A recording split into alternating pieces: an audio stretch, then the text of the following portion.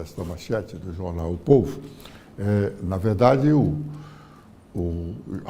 julgamento foi suspenso ontem, depois de 2 dias de leitura do relatório, reafirmação da acusação por parte do Ministério Público Federal, no caso o Procurador-Geral da República, e a defesa de todos os 8 réus desse primeiro bloco.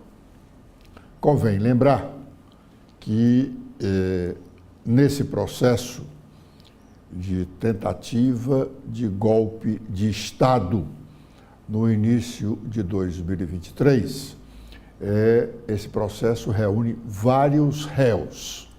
Porque são muitos os réus,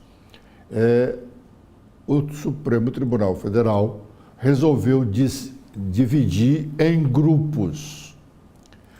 Está sendo julgado o primeiro grupo, com 8 réus, considerado os cabeças do movimento que visava implantar uma nova ditadura no Brasil. E esse núcleo de 8 é integrado, inclusive, pelo ex-presidente da República, Jair Bolsonaro. Foram 2 dias de muita movimentação na política nacional. Os advogados de defesa, óbvio, fizeram o possível para mostrar que os seus constituintes não tiveram as culpas imputadas pelo Ministério Público Federal. Óbvio que a defesa só podia fazer isso, mas a acusação é muito pesada. Terminada essa fase, então nós vamos para a segunda fase, que o Supremo Tribunal Federal tinha marcado para ser iniciada essa segunda fase no dia 9 de setembro, na próxima terça-feira. Depois do preâmbulo da sessão de julgamento, que é a apresentação do relatório do processo pelo relator, no caso o ministro Alexandre de Moraes, a fala do Procurador-Geral da República, reafirmando a acusação feita e fundamentando as provas colhidas desde a apresentação da denúncia até o presente momento. Tivemos, então, as defesas orais dos advogados representando os 8 réus. E ontem, portanto, como nós dissemos aqui no início da nossa participação, ontem foi o dia mais atraente para essa discussão no plenário da primeira turma do Supremo Tribunal Federal, porque foram feitas as defesas do ex-presidente Jair Bolsonaro e do segundo mais importante réu, o general Braga Neto, que é o único de todos os réus que estão presos em um quartel, no quartel do Exército. Ele ainda não está preso num quartel destinado a presos da Justiça.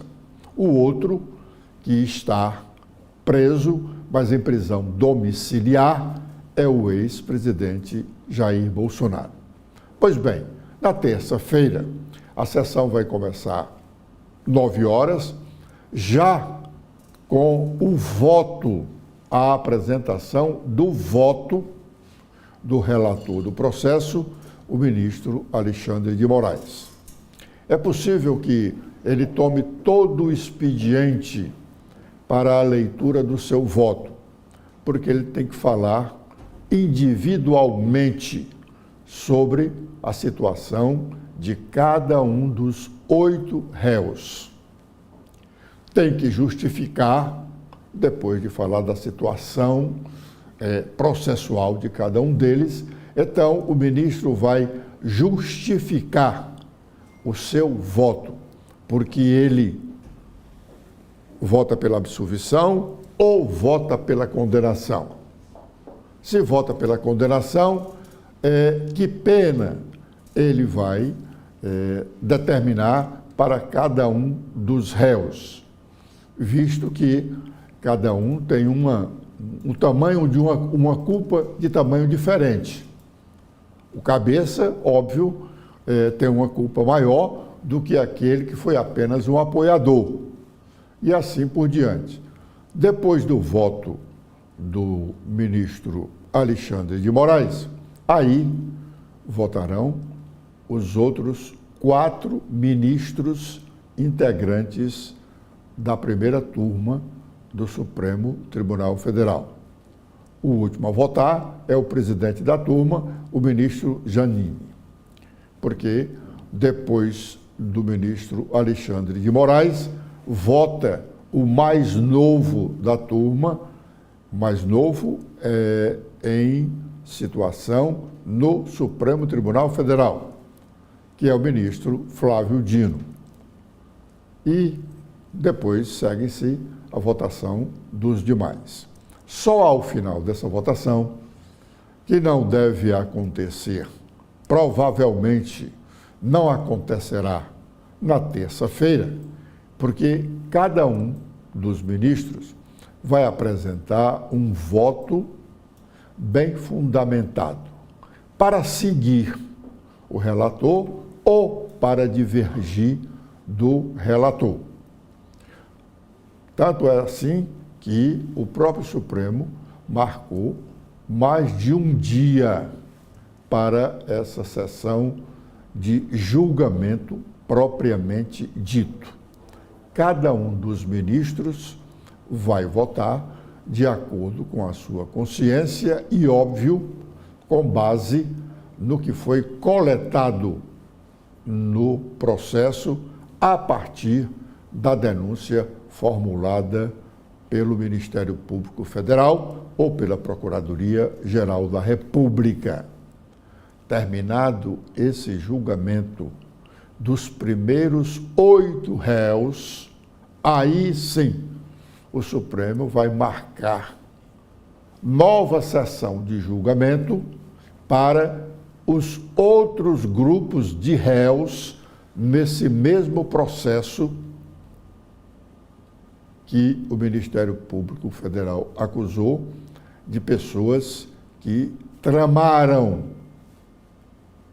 para implantar no Brasil um golpe de Estado, a partir de janeiro de 2023.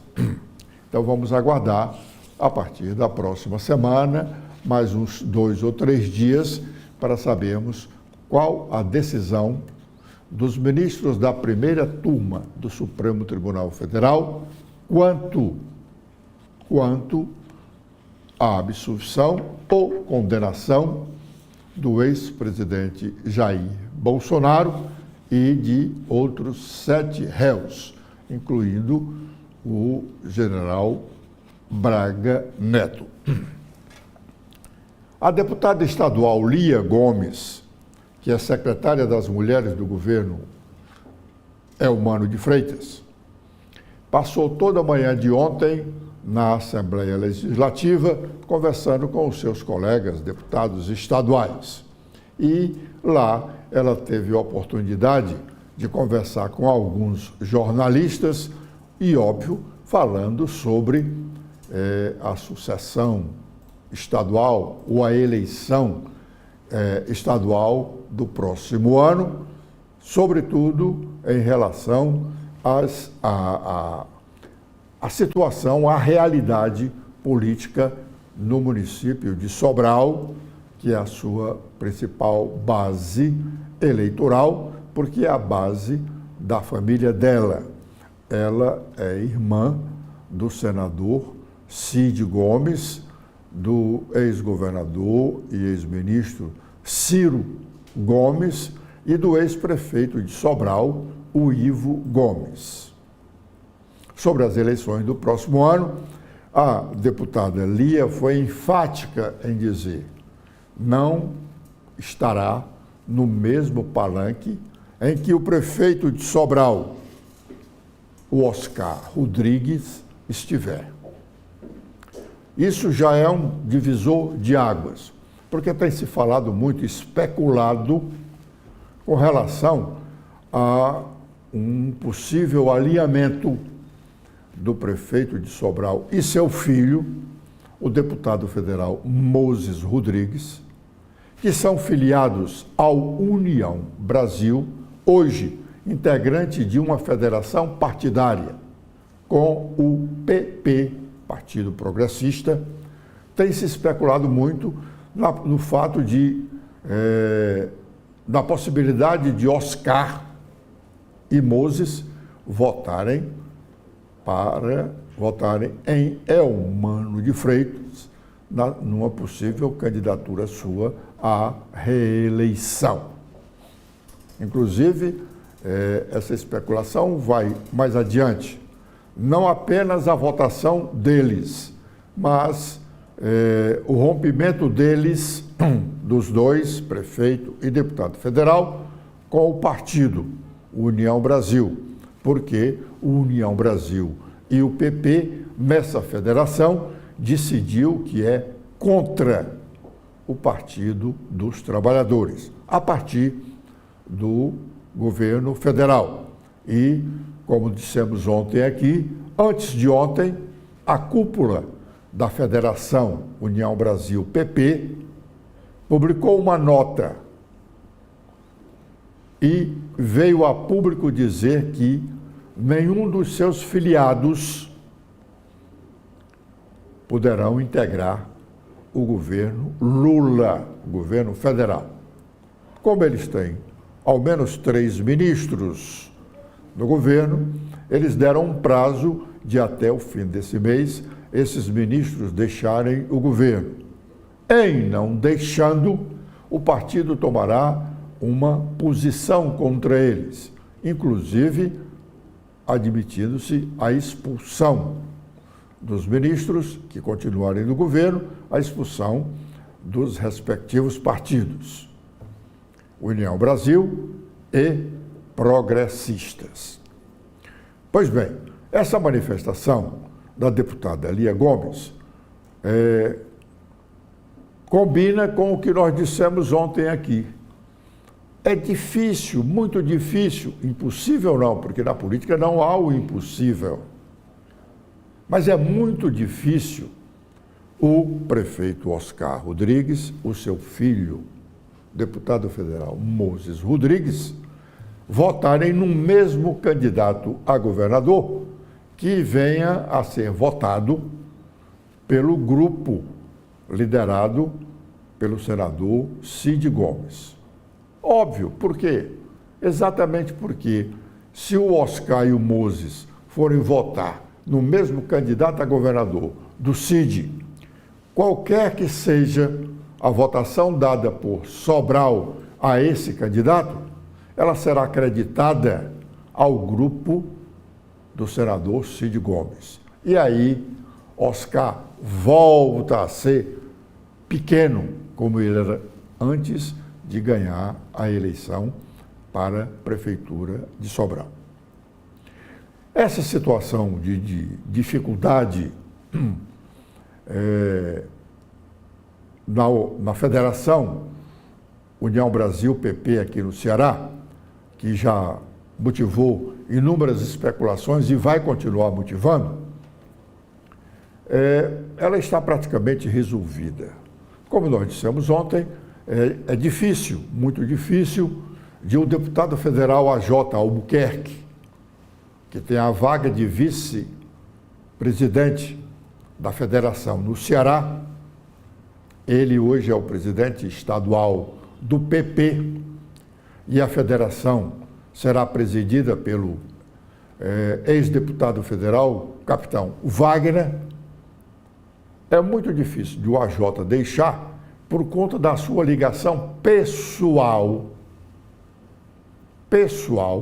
com o presidente nacional do PP, o Ciro Nogueira, senador pelo estado do Piauí. E o Moses, pelas razões que já apresentamos. A deputada Fernanda, filha do prefeito de Maracanaú, Roberto Pessoa, a deputada Fernanda Pessoa, esta deixará o União Brasil e, ao que se sabe, já estará de malas prontas para uma filiação ao PDT. O PDT, como já dissemos anteriormente, o PDT formará uma chapa de candidatos a deputado federal, porque essa chapa está sendo organizada pelo governador Eumano de Freitas. E aí ampliou a divergência do senador Cid Gomes com a base do governo. Por quê? Porque o senador Cid Gomes, há pouco, quando ele fez aqueles elogios imensuráveis ao deputado federal Júnior Mano, para dizer que ele, Júnior Mano, era o candidato ao Senado da República no lugar do próprio Cid. Naquela oportunidade, Cid disse que trabalhava para eleger pelo menos 5 deputados federais pelo PSB. O trabalho do governador Eumano para garantir uma chapa de deputado federal do PDT impede, pelo menos até agora, impede de o senador Cid Gomes ter a sua palavra cumprida lá em outubro de 2026. Por quê? Porque o governador já teria acertado que 2 deputados federais do PDT, que o senador Cid contava que eles iriam se filiar ao PSB, esses 2 deputados continuarão no PDT. Mauro Benevides Filho e o Idilvan, que hoje é secretário de Educação do município. São 2 deputados que se têm como certa suas respectivas reeleições. E aí o senador já deixaria de cumprir a sua palavra de eleger 5, ampliando, repito, a divergência dele com o governo do estado. Bom, mas ainda, como temos ainda pouco mais de um ano para o dia da votação e alguns meses para a definição de filiação partidária, que acontece em abril do próximo ano, 6 meses antes do dia da votação. Tem muito tempo, até lá muitas outras coisas poderão acontecer.